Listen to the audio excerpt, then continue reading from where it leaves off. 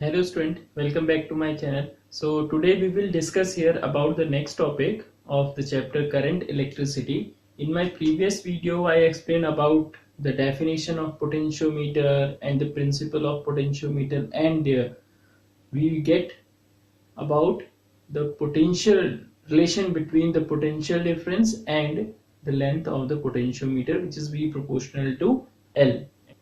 So here we will solve about the application of potentiometer. तो आज हम जो application of potentiometer है उसको solve करेंगे. तो देखिए there are three application we will read here. First, to determine, जैसे डायग्राम भी आप यहाँ देख रहे हैं, अभी इसको एक्सप्लेन करते हैं. First application is to determine the potential difference by using potentiometer. Okay, after that second will be comparison of EMF of cells, and next third one is internal resistance of cell. तो ये हम तीन चीजें यहाँ पे find out करेंगे. तो student first वाले को डिस्कस करने के लिए you can see the diagram. We have a potentiometer wire, means AB is a wire of length 1 meter, potentiometer wire, okay, in which the terminal A and B are connected with the battery, ammeter and resistance box along with primary key K. Clear? Their first terminal A, you can say like that, first terminal A terminal is connected with the battery, and the B terminal is connected with the negative terminal of battery along with ammeter, resistance box and a key K, and this circuit is called auxiliary circuit. And in second part we can say that the galvanometer's terminal, एक terminal galvanometer का connected है A से along with resistance R1. Across R1 we connect a cell of EMF epsilon 1 and key K1 which is initially closed. Okay, and the second terminal is connected to the jockey J. Point is clear? तो इसको discuss करते हैं. अब हम find out करेंगे कि जो A से J तक के लिए जो पोटेंशियल डिफरेंस है अक्रॉस द रेजिस्टेंस R1, उस पोटेंशियल डिफरेंस की जो वैल्यू है उसको फाइंड आउट करेंगे with the help of potentiometer. Point is clear? So here student देखिए डायग्राम के अकॉर्डिंग अब हम लोग यहाँ पे इसको डिस्कस करते हैं. इसकी वर्किंग मैंने आपको एक्सप्लेनेशन में आपको इसके कंस्ट्रक्शन का दे दिया. वर्किंग एंड थ्योरी थोड़ा सा डिस्कस कर लेते हैं. ठीक है, अब देखिए वर्किंग एंड थ्योरी में कंडीशन इसमें क्या होनी चाहिए कि जब हम यहाँ पे पोटेंशियल डिफरेंस फाइंड आउट कर रहे हैं with the help of potentiometer, तो उस केस में ए से जो बी तक है आपके पास, ठीक है, ए से बी तक में जो पोटेंशियल ड्रॉप आएगा, उस पोटेंशियल ड्रॉप क्योंकि हम जब जॉकी लगाएंगे तो आपके पास ये टर्मिनल पॉजिटिव से कनेक्ट है, ये टर्मिनल नेगेटिव से कनेक्ट है बैटरी के, तो यहाँ पे हायर पोटेंशियल पॉइंट होगा, ये लोअर पोटेंशियल पॉइंट होगा. तो जब हायर से लोअर की तरफ जाएंगे तो पोटेंशियल में क्या होगा, अलोंग द डिस्टेंस, जैसे हम डिस्टेंस ट्रेवल करेंगे ए से बी की, जैसे जैसे डिस्टेंस दूर जाएगी वैसे वैसे इसके पोटेंशियल में ड्रॉप आएगा. तो जब ए से बी के लिए जो इसमें कंडीशन ली जाती है कि potential drop along the potentiometer wire, और या आप ये कह सकते हैं फॉल इन पोटेंशियल और fall on potential across the wire और across the potentiometer wire is greater than the potential difference which we are measuring और which to be determine. Clear? तो पोटेंशियल ड्रॉप जो है वो पोटेंशियल डिफरेंस से ज्यादा होना चाहिए. Point is clear? तो तब जाके ये एपरेटस आपका काम करेगा पोटेंशियल डिफरेंस मेजर करने के लिए. अदरवाइज अगर इसका मान लीजिए यहाँ पे नल डिफ्लेक्शन आ रहा है, इस पॉइंट पे जे पे नल डिफ्लेक्शन आ रहा है, अभी भी हमारे पास ये पोर्शन ज्यादा हो जा रहा है, अगर इस जॉकी को हम राइट साइड को मूव करें इस तरफ को, तो तब इसमें क्या होगा, इसका जो पोटेंशियल ड्रॉप है, जो हम यहाँ पे पोटेंशियल डिफरेंस फाइंड आउट करेंगे उससे तो ज्यादा ही आएगा. दैट्स अगर ये बी पॉइंट इमेजिन करो, ये बी पॉइंट आपका यहाँ होता, वायर इतनी होती और पोटेंशियल जो डिफरेंस है वो उस वायर से आगे आ रहा होता 1 मीटर के बाद, तो हमारा एपरेटस वर्क ही नहीं करता, क्योंकि हम ज्यादा से ज्यादा यहाँ तक ला सकते थे जॉकी को, इसके बाद जा ही नहीं सकते थे. तो इसीलिए आपके पास इसकी एक सिचुएशन, एक कंडीशन मानी जाती है कि पोटेंशियल डिफरेंस और या फॉल इन पोटेंशियल जब हम यहाँ से क्या करेंगे, बैटरी से कनेक्ट करेंगे, के की को क्लोज करेंगे और यहाँ से एक सुटेबल रेसिस्टेंस जब रेसिस्टेंस बॉक्स से हम लेंगे, ठीक है, तो उस केस में जो फॉल इन पोटेंशियल है, या आप ये कह सकते हो potential drop across the potentiometer wire should be greater than the potential difference to be measured. Clear? तो ये आप यहाँ पे इसकी वर्किंग एंड थ्योरी लिखेंगे। So see here working and theory.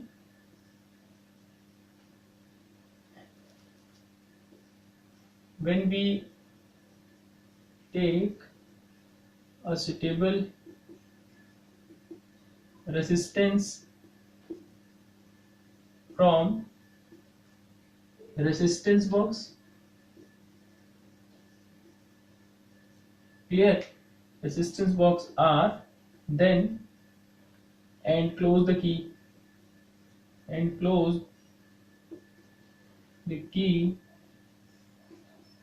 K, then fall in potential, or you can say potential drop. Fall in potential is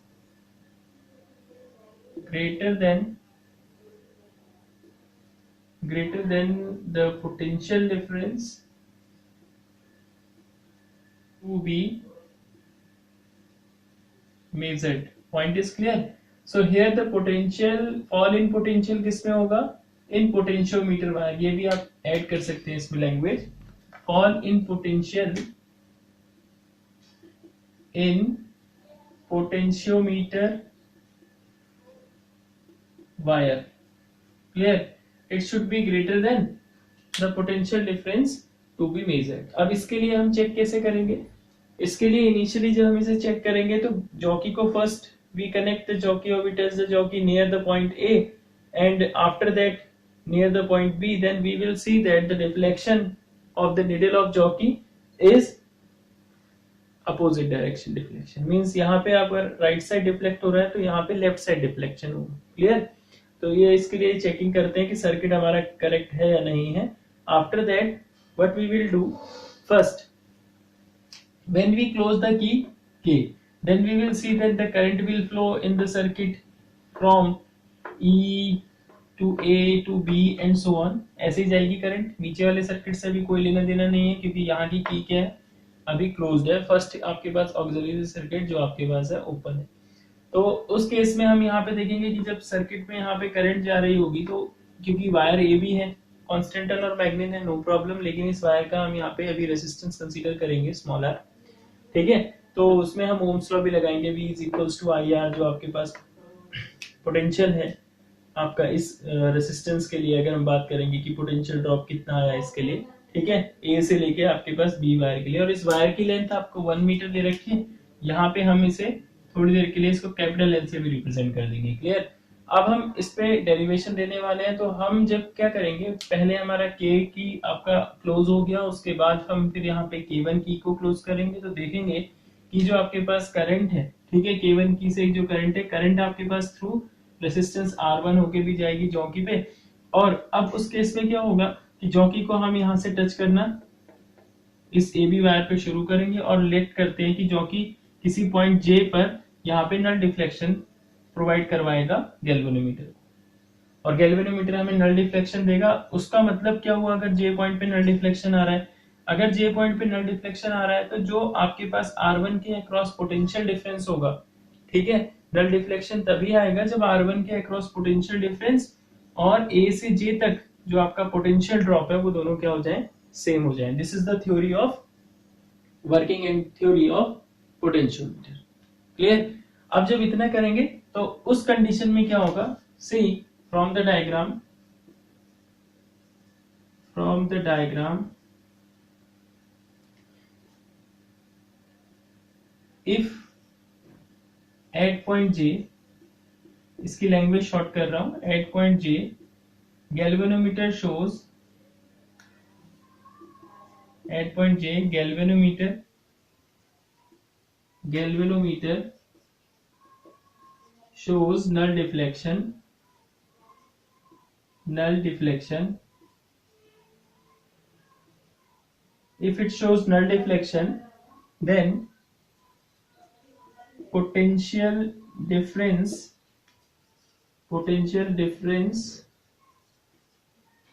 across R1 is equal to the potential drop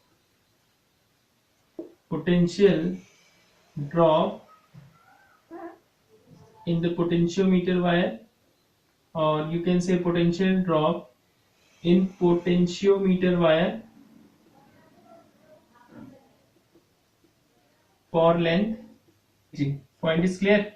So this is the condition. अब इस condition में क्या होगा, therefore अब हमने previous वाले lecture में हमने डिस्कस किया था कि पोटेंशियोमीटर वाले केस में हम पोटेंशियल डिफरेंस कैसे फाइंड आउट करते हैं और क्या फॉर्मूला उसका आया था with potential gradient. Therefore potential difference कितना आएगा for length L.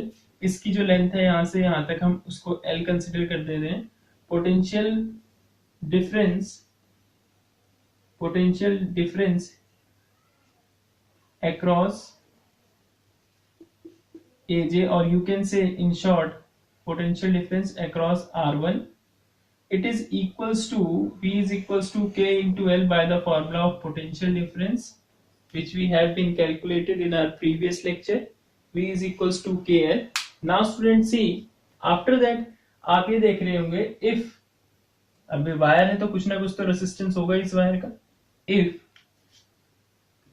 R be the resistance of potentiometer wire, अगर R हम यहाँ पे रेसिस्टेंस कह दें of potentiometer wire, therefore potential drop कितना हो जाएगा उसमें, potential drop across the potentiometer wire,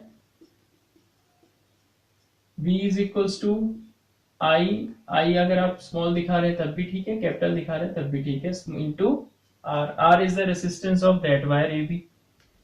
Since we know that if R is the given resistance which we have taken from the resistance box, and small r is the resistance of wire AB, and both are internally, if you will see here, ये दोनों से क्या है, दोनों के दोनों series combination में connected है. Then we can write for the battery of EMF epsilon I is equals to ER plus R. Clear student? So this is the formula for that.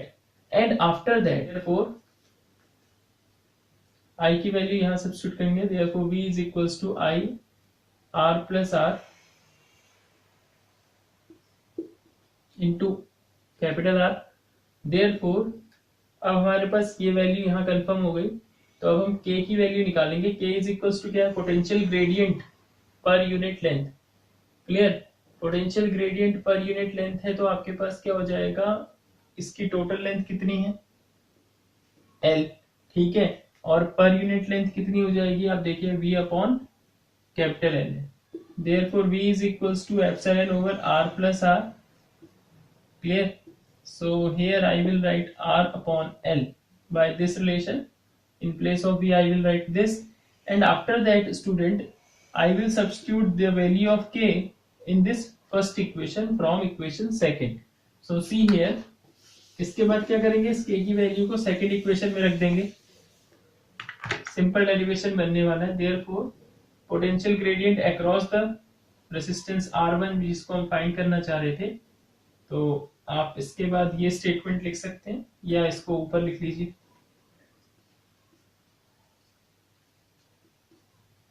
Potential difference across R1. So see यहाँ पे क्या आपके पास relation आएगा, V is equals to K epsilon over R plus R. Clear? Small r upon capital R और साथ में into small l, ये इंटू हो जाएगा. तो इसको थोड़ा सा बैलेंस करके लिखें, R को बाहर कर देते हैं, L को अंदर, तो कुछ रिलेशन इस टाइप से. So this is the relation of potential difference across the resistance R1 by using potentiometer. Point is clear, student? Now student, see here the numerical which is based on the first application, in which we have been calculated about the potential difference across the resistance R1. So here I made one question for you. So read this question. It is based on the previous. So it is given here, find the potential difference across the resistance R1 is equals to 2 ohm. So here we want to find the question mark, and after that, if the galvanometer shows null deflection, okay, R1 we have given, if the galvanometer shows null deflection from 40 centimeter from left, this side, from this side means AJ is equals to 40, AJ is equals to where is it equals to 40 centimeter, and after that if the EMF of a battery of auxiliary circuit, as I told you, this circuit, initial main circuit, is called an auxiliary circuit. So here the battery EMF we have given 6 volt, which is denoted by epsilon, 6 volt, and after that, and the resistance taken from the resistance box, which we have taken from this, is an ohm, and the resistance of the wire which we have given is, I consider, 5 ohm. Clear? The resistance of wire AB is 5 ohm. Now we want to calculate here the value V, which is the potential difference across the resistance R1. So you can apply the last formula which we have been found by the relation. V is equals to epsilon over R plus R. The formula is V is equals to epsilon over R plus R into small r upon capital L, small l upon capital L into small r. Clear? So this is the formula. By using this formula, I will calculate the value here. Epsilon is equal to 6 volt, and R plus R 10 plus 5 15. Then small l we have 40, capital L we have 100, and R is the internal resistance, which is equals to 5 here. So 0 to 0 cancel, 2 2 ja 4, 2 5 ja 10, 5 5 ja cancel. So here 6 2 ja 12 over 15. So 15 into 12 0.8, 15 8 ja 120. तो answer कितना आ जाएगा 0.8 volt. तो जो across the terminal यहाँ पे electric potential difference आएगा across the terminal R1, it will be 0.8 volt. Clear student? तो ये आपको थोड़ा सा ध्यान देना होगा. Point is clear? Clear? 2 volt की बैटरी थी और आंसर कितना आ गया इसमें? Potential difference across the terminal R1 कितना बना आपके पास? 0.8 volt. So this is the numerical based on the previous topic. So for that, pause the video and note down. Now student, here we will discuss about the second application which is in front of you, comparison of EMF of two cell by using potentiometer, where we have two cells here of EMF epsilon 1, epsilon 2, or you can write E1, E2 and E here. So here you can say AB is, we have potentiometer wire of length 1 meter here. So AB is the potentiometer wire, and the terminal A is connected with the EMF, with the battery of EMF E, and the negative terminal of the potentiometer wire is connected to the negative terminal of battery E, along with the ammeter and rheostat with a key K in an auxiliary circuit. Point is clear? Now here we want to calculate the comparison between the EMF of two cells. So here what we will do, first you can see हमने यहाँ पे क्या कर रखा है, यहाँ पे to way की का यूज किया हुआ है. सो टू वे की कैसी होती है उसका डायग्राम आप यहाँ देख सकते हैं. इसमें क्या होगा कि आपके पास दो पोर्ट बने होते हैं, ठीक है, और एक कॉमन पोर्ट होता है. और जब हम किसी एक पोर्ट के थ्रू अगर आपको कॉमन पोर्ट पे करंट पास करनी है तो दूसरे पोर्ट से हम प्लग को आउट कर लेते हैं और हमारा सर्किट कंप्लीट हो जाता है फर्स्ट टू थर्ड के लिए. ऐसे ही फिर जब सेकंड वाली कंडीशन में करना होता है तो उस केस में हम लोग क्या करते हैं, फर्स्ट वाले को आउट कर लेते हैं, एग्जिट कर लेते हैं उसके प्लग को, और दूसरे वाले पोर्ट के प्लग को इन कर देते हैं, तो सर्किट वहां से कंटिन्यू हो जाता है. तो डायग्राम आप देख रहे हैं. अब उसके बाद देखिए यहाँ पे हम क्या करेंगे, हमारे पास सेल्स एप्सिलॉन 1 एप्सिलॉन 2 है, कंडीशन सेम वही रहेगी, इसमें भी नल डिफ्लेक्शन पॉइंट लेंगे, ठीक है, ऐसी कोई प्रॉब्लम नहीं रहेगी। जहां पे नल डिफ्लेक्शन आएगा उस केस में यहाँ पे क्या होगा, जब अगर सपोज हमने सबसे पहले क्या किया, ए का जो, और बैटरी को कनेक्ट करने का मेन फंडा क्या है कि जो बैटरी का पॉजिटिव टर्मिनल है, दोनों बैटरीज एप्सिलॉन 1 एप्सिलॉन 2 ईएमएफ वाली, उनके पॉजिटिव टर्मिनल को ए से कनेक्ट करेंगे, because A is a positive terminal of battery of EMF epsilon in auxiliary circuit. And negative terminal को हम लोग यहाँ पे 1 और 2 करके इंटरकनेक्ट करेंगे जैसे जैसे हमें जरूरत होगी, अलोंग विद द कॉमन की थर्ड। और जो कनेक्टेड होगा हमारा गैल्वेनोमीटर से, और गैल्वेनोमीटर की जो आपके पास सेकंड टर्मिनल है, फर्स्ट टर्मिनल तो उसका कनेक्टेड होगा कॉमन जॉकी से, and the other terminal is connected, first terminal तो उसका कनेक्टेड होगा कॉमन की से, and the second terminal is connected with the jockey. और ये J1 और J2 दो अलग अलग पोजीशन है नल पॉइंट की with respect to epsilon 1 epsilon 2, ठीक है, जो जॉकी यहाँ पे रिप्रेजेंट करेगा जब हम उसे स्लाइड करेंगे ए से बी की तरफ। तो पूरी कंडीशन हमारे पास एपरेटस की सेटअप की पहले जैसी रहेगी। अब हम क्या करेंगे, now see student, if suppose I connect the first terminal, और if suppose I connect the first point with third point, और you can say first terminal with second third terminal of the common two way key, ठीक है। तो अगर इसके first और third को link करेंगे तो क्या होगा कि करंट आपके पास इस एप्सिलॉन 1 वाली बैटरी से पास होके जाएगी और यहाँ गैल्वेनोमीटर की तरफ जाएगी, ठीक है। और फिर हम क्या करेंगे, आपके पास ये एप्सिलॉन 1 जो है, इसका मतलब क्या हुआ कि एप्सिलॉन 1 जो बैटरी है वो सर्किट में आपके पास क्या है, रोल प्ले कर रही है अभी। तो अब हम गैल्वेनोमीटर की हेल्प से जो हमारा जॉकी कनेक्टेड है उसको स्लाइड करेंगे ए से बी की ओर, और हम उसे किसी एक ऐसे पॉइंट, सपोज J1 पे हमने उसे प्रेस किया जहां पे गैल्वेनोमीटर का नल डिफ्लेक्शन आ गया। अब स्टूडेंट यहाँ पे थोड़ा सा ध्यान देना है आपने, जब J पे नल डिफ्लेक्शन आया तो उस केस में क्या होगा, इस E1 और जो आपके पास J1 वाला पाथ है, ये वाला जो पाथ है आपका, ठीक है, यहाँ पे ए से E1, फिर वहां से आपके पास J से इधर से होता होता होता ये जो J वाला पाथ है, इस पाथ में कोई भी करंट फ्लो नहीं होगी, ठीक है। जब इस करंट पाथ में कोई भी करंट फ्लो नहीं हो रही है, यानी नल डिफ्लेक्शन आ रहा है गैल्वेनोमीटर में, कोई करंट फ्लो नहीं है, तो इसका मतलब क्या हुआ कि जो इसका पॉजिटिव टर्मिनल है बैटरी का, जिसका ईएमएफ एप्सिलॉन 1 है, इसके पॉजिटिव टर्मिनल पे जो इलेक्ट्रिक पोटेंशियल होगा, और इस जो ए पॉइंट पे इलेक्ट्रिक पोटेंशियल है वो क्या होगा, सेम होगा, ठीक है। तो स्टेटमेंट मैंने ओरल बोल दी, अब यहाँ पे स्टार्ट कर देते हैं फ्रॉम द डायग्राम। आप इसको एक्सप्लेन कर सकते हैं फ्रॉम द डायग्राम कि हमने क्या क्या एपरेटस यूज करे हैं। From the diagram, if 1,3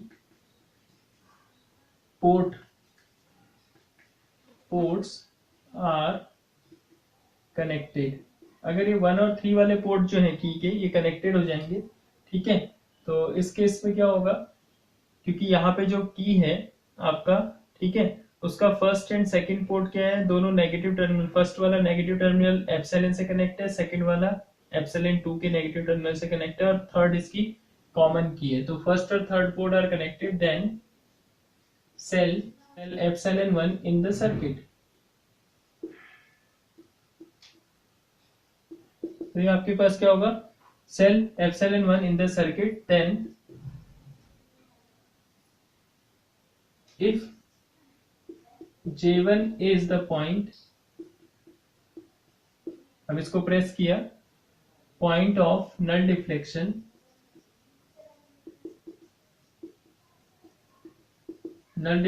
then there is no current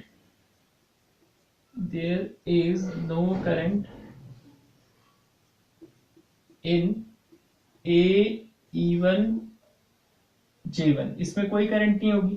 अब टास्क कब आता है कि अगर इसमें कोई करंट नहीं है तो उस कंडीशन में क्या होगा कि जो आपके पास देन और therefore potential of positive terminal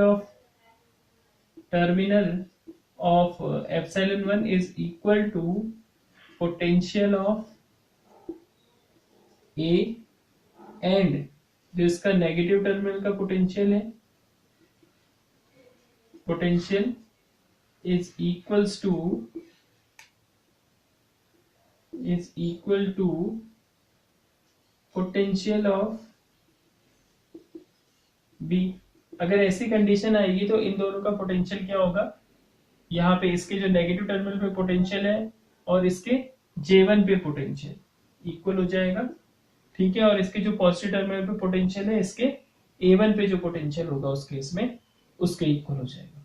तो देयरफॉर पोटेंशियल डिफरेंस जो होगा आपके पास, potential difference across AJ1 is equal to EMF of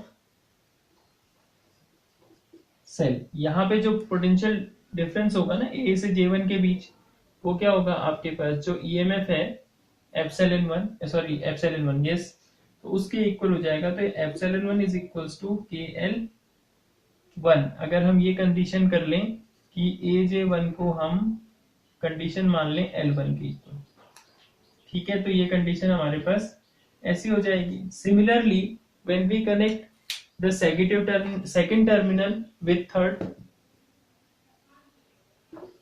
now see similarly when 2, third or 2, 3 ports are connected, then cell of EMF E2 is in circuit। तो circuit यहाँ पे बन जाएगा। Therefore same condition same process लिखते हुए we can say that epsilon 2 is equal to KL2। यहाँ पे हम इसको कर लेते हैं, J2 पे नल पॉइंट आएगा तो AJ2 को हम L2 कंसीडर कर लेते हैं। Point is clear.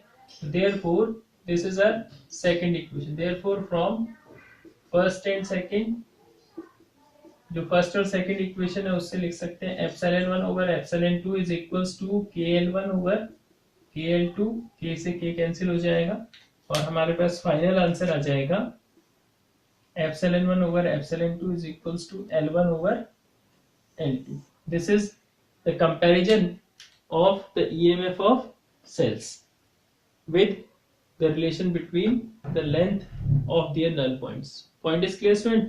Now here see, अब इसके बाद कुछ इसके प्रिकॉशन है कि सबसे पहले इसका प्रिकॉशन ये होता है कि for the comparison of EMF of cell we should take in this practical, we should take a constant current, और you can say we will draw a constant current in the given circuit by adjusting the resistance with the help of rheostat। पहली condition ये रहेगी। Next second condition ये रहेगी कि जो इसमें current का फ्लो है, current flow should not be continuous. अगर करंट का फ्लो रेगुलर इसमें बना रहेगा, एक बच्चा आ रहा है प्रैक्टिकल करके, फिर दूसरा आ रहा है, तीसरा आ रहा है, तो उससे क्या होगा, इस वायर में हीटिंग इफेक्ट आ जाएगा। हीटिंग इफेक्ट आएगा तो इस वायर का क्या होगा, जो रेसिस्टेंस है वो वेरी कर जाएगा। Point is clear.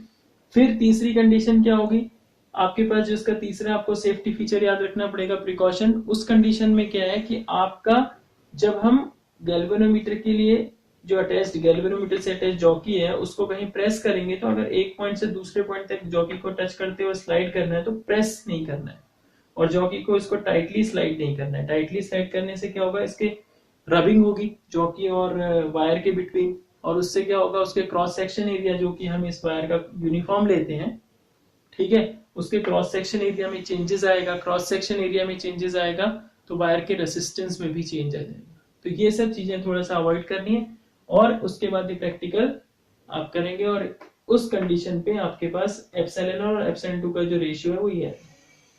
So this one is the comparison between the EMF of cell and some precaution which I have been explained orally in front of you. So after that we will see one numerical which is based on this topic. So for that pause the video and note down.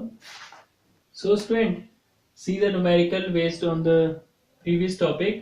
In a potentiometer arrangement, the cell of EMF to 1.25 volt gives a balance point at 35 centimeter length of the wire. If the cell is replaced by another cell, the balance point shift to 63 centimeter. What is the EMF of second cell? So here we have given epsilon 1 which is equals to 1.25 volt, and for that L1 which is equals to 35 centimeter, and here we want to find here epsilon 2 EMF of second cell. For that, the length L2 which we have given 63 centimeters. So here this question is simple. This is your NCERT problem. Okay, NCERT problem, question number 12. The solution of this question. Now you will use here the formula which we have discussed. Epsilon 1 over epsilon 2 is equal to L1 over L2. So you will write epsilon 1 you have 1.25, epsilon 2 we don't know, L1 we have 35, and this one 63, and after cross multiplication of these we will get epsilon 2 is equal to 1.25 into 63 over 35. So cancellation of 7 5 ja 35, 7 9 ja 5.25. So here you can see student, 9 5 ja 45, 4 9 2 ja 18 or 4 22, and decimal is here. So 2.25 volt is the required answer of this question. Clear? Now student, this is the third application of potentiometer, which is determination of internal resistance small r of a cell by using potentiometer. So here I have drawn this diagram for this case. So here you can see we have a primary battery of EMF F dash epsilon dash. So connected, the positive terminal of this battery connected to the terminal of A of potentiometer, and the B terminal is connected with the negative terminal of primary battery, or you can say driving cell of EMF epsilon dash, with ammeter, rheostat and key. ठीक है, तो जैसा आपको diagram दिख रहा है ऐसे हमने सेटअप दे दिया है. अब जो इससे पहले वाला डायग्राम था आपका जिसमें कंपैरिजन ऑफ ईएमएफ किया था, वहां पे हमने दो अलग अलग सेल्स लगाए थे जो गैल्वेनोमीटर के एक टर्मिनल से कनेक्टेड थी, कॉमन की जो है 3 उसके थ्रू, और उसके थ्रू हमने देखा था कि डिफरेंट पॉइंट पे जनरल डिफ्लेक्शन आ रहा था. अब यहाँ पे हमने ईएमएफ ऑफ, यहाँ पे हमने फाइंड आउट करना है internal resistance of a cell of EMF epsilon. तो उसके लिए हम क्या करेंगे, ए टर्मिनल से कनेक्ट किया हमने, ये आपके पास जो ईएमएफ है सेल एप्सिलॉन वाला जिसका इंटरनल रेजिस्टेंस आ रहा है, डायग्राम को ऐसे रिप्रेजेंट किया है, उसको जॉकी से कनेक्ट कर दिया है थ्रू द गैल्वेनोमीटर जी. ठीक है, और जो दूसरा टर्मिनल उसी के पैरेलल में हमने क्या कनेक्ट किया हुआ है, एक रेजिस्टेंस बॉक्स है, उससे किसी एक रेजिस्टेंस आर को फाइंड आउट किया हुआ है, और उस पे एक की K1 सेकेंडरी की है, K1 लगाई हुई है. ठीक है, उसके बाद उससे कनेक्टेड है हमारे पास गैल्वेनोमीटर. तो पहला केस हम लोग क्या करेंगे, जब हमारे पास जो प्राइमरी की है आपके पास के क्लोज होगी, उस केस में आप देखेंगे सर्किट में क्या होगा, करंट पास होगा. तो आपके पास यहाँ से करंट ए से होता हुआ, इस पॉइंट से होता हुआ आपके पास बैटरी जिसका ईएमएफ एप्सिलॉन है उसके थ्रू होता हुआ आपके पास गैल्वेनोमीटर में जाएगा, और गैल्वेनोमीटर के अदर टर्मिनल को हम देखेंगे यहाँ से यहाँ ए से बी तक किसी एक पॉइंट जे पे J1 पर वो क्या है, नल डिफ्लेक्शन शो करते हैं. तो जब वो नल डिफ्लेक्शन J1 पे शो करेगा तो उस केस में क्या होगा, जो इस सर्किट है J1 G, फिर यहाँ से E, फिर यहाँ से आते आते A, इसमें भी कोई करंट फ्लो नहीं होगी, जबकि यहाँ वाले सर्किट में तो कोई करंट जा ही नहीं रही है क्योंकि सर्किट कंप्लीट नहीं है, K1 की ओपन. ठीक है, तो उस केस में क्या होगा कि जो इसके पॉजिटिव टर्मिनल पे इलेक्ट्रिक पोटेंशियल है वो सेम होगा इसका जो पॉजिटिव टर्मिनल है उसके इलेक्ट्रिक पोटेंशियल पे, और नेगेटिव जो है उसका इलेक्ट्रिक पोटेंशियल सेम होगा जो J1 टर्मिनल है उसके नेगेटिव, उसके जो इलेक्ट्रिक पोटेंशियल है उसके, क्योंकि यहाँ इस सर्किट में कोई भी करंट फ्लो नहीं हो रही है. या इन शॉर्ट ये कहें कि when from the diagram when the key K is closed, current will pass through the cell of EMF epsilon. Clear? And if J1 is the point of null deflection अगर ये हम नल deflection का point मान लेते हैं, ठीक है, कि इस कंडीशन में करंट यहाँ से पास हो रही थी चौकी से, कनेक्ट किया, J1 पे नल डिफ्लेक्शन का पॉइंट है, देन अब ध्यान दीजिएगा आप, then A E J1, then there is no current in A epsilon और J1, इस पाथ पे कोई भी करंट फ्लो नहीं होगी। Therefore इस कंडीशन में क्या होगा, EMF of cell is equal to the potential difference, or you can say that EMF of cell is the potential difference across AJ1. So it is the potential difference across AJ1, means potential difference of a wire AJ1 in potentiometer. So therefore epsilon is equal to K, और अगर इस wire की length यहाँ से यहाँ तक L1 consider कर दें J1 तक के लिए, तो it is equals to KL1। Point is clear? पहली इक्वेशन आपको ये मिल जाएगी, ठीक है। नाउ इफ की K1 इज क्लोज्ड, अगर की K1 को अब हम क्लोज कर दें, तो अब क्या होगा कि जैसे ही K1 की को क्लोज करेंगे तो करंट कहां से पास होगी आपके पास, इस R से होते हुए करंट आगे पास होगी। अब J1 पे आपको नल डिफ्लेक्शन का पॉइंट नहीं मिलेगा, गैल्वेनोमीटर को फिर आपको डिस्प्लेस करना पड़ेगा, और जब आप गैल्वेनोमीटर को डिस्प्लेस करोगे इस J2 पॉइंट पे आपको नल डिफ्लेक्शन का पॉइंट मिल जाएगा। Clear? So now if the key K1 closed, then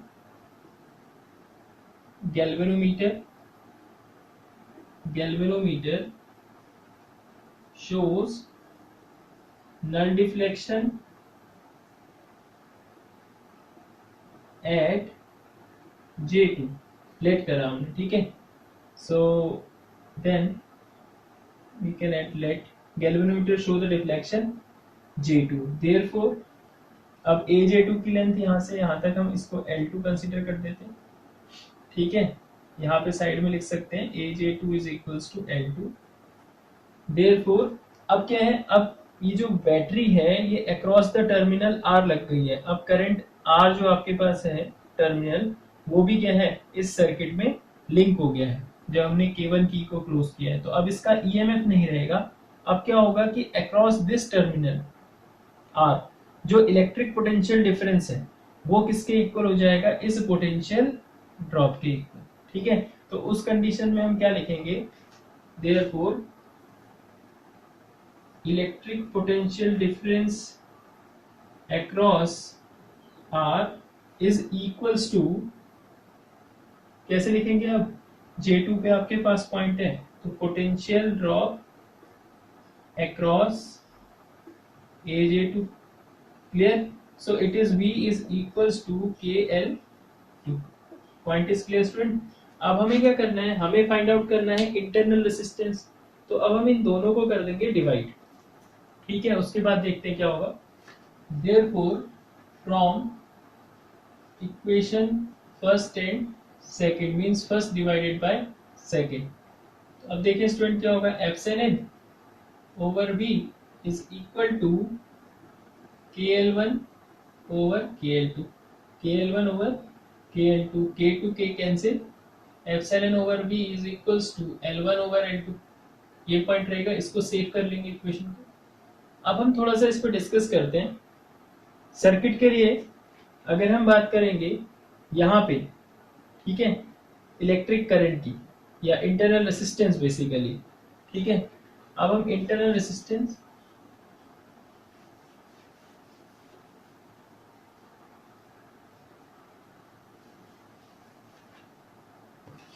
now student C, K1 की आपके पास कनेक्टेड है, R रेसिस्टेंस है, V इसका आपके पास इलेक्ट्रिक पोटेंशियल डिफरेंस आ गया, E EMF है, R आपके पास सेल का इंटरनल रेसिस्टेंस है। तो इस केस में now by formula V is equals to epsilon minus IR. From this formula I will use for R. R is equals to epsilon minus V upon I. I क्या है आपके पास? Current. Clear? अब now student see, I is the current for this circuit. I is the current across the resistance R, and you know that V is the electric potential difference across the resistance R. So we can use I is equals to V upon R by Ohm's law and replace this value here, and we get I E minus V upon V over R. So for that I will write epsilon minus V over V into R. तो ये हमें एक formula मिला यहाँ से. अब इसको थोड़ा सा सेपरेट कर लेंगे. R is equals to epsilon over V minus V upon V is equals to 1 into R. Now students see, from equation first, what is the value of epsilon over V? It is equals to L1 upon L2. So R is equals to L1 upon L2 from first equation. From first, second, R is equal to L1 upon L2 minus 1 of R. So R is the given resistance. So this is the formula for internal resistance of a cell in potentiometer or by using potentiometer. Clear? So student, pause the video and note down. Now student, see the numerical based on third application of potentiometer. So in this numerical we have given a cell is balanced against a length 110 centimeter and 100 centimeter of potentiometer wire respectively when in open circuit. Listen here, when in open circuit and short circuit through the resistance of 10 ohm. Clear? We have here L1 and L2. So when the circuit is open means that K1 is open. That time the length L1 means this one balance point is at 110 ऐसा कह रहा है.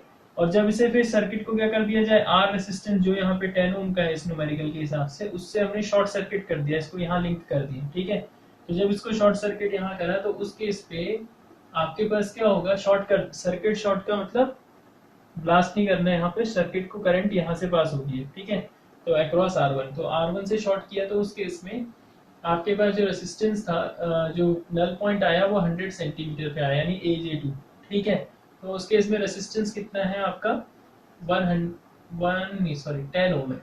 ठीक, और हमें और क्या find out करना है, internal resistance R find out करना है. तो अभी आपने फॉर्मूला पढ़ा था इंटरनल रेसिस्टेंस का, R इज इक्वल्स टू, अगर हम डिटेल में स्टार्टिंग से जाएं तो epsilon over V minus 1 into R था, लेकिन इस फॉर्मूले का यूज बहुत कम होगा. ठीक है, आपको क्या दिया हुआ है, L1 L2 दिया हुआ है, तो in place of epsilon over V आप क्या रखेंगे, L1 अपॉन L2. आपको पता है L1 अपॉन L2 रिप्लेस करेंगे तो ये फॉर्मूला आप यहाँ पे यूज करेंगे. क्लियर? तो अब इस फॉर्मूले को यूज करते हैं. L1 कितना है स्टूडेंट आपका 110, और ये कितना है 100 माइनस 1 इंटू रेसिस्टेंस कितना है 10 ओम. तो इन दोनों का 110 माइनस 100 किया 10 बाई 100 इंटू 10, एलसीएम लेके सॉल्व करेंगे. 10 by 100, 110 minus 100, 10 upon 100 into 10 cancel out हो जाएगा. तो आपके पास R कितना आ गया student, R is equals to 1 ohm. 1 ohm का रेसिस्टेंस आपका यहाँ पे सेल का फाइंड आउट होगा. क्लियर?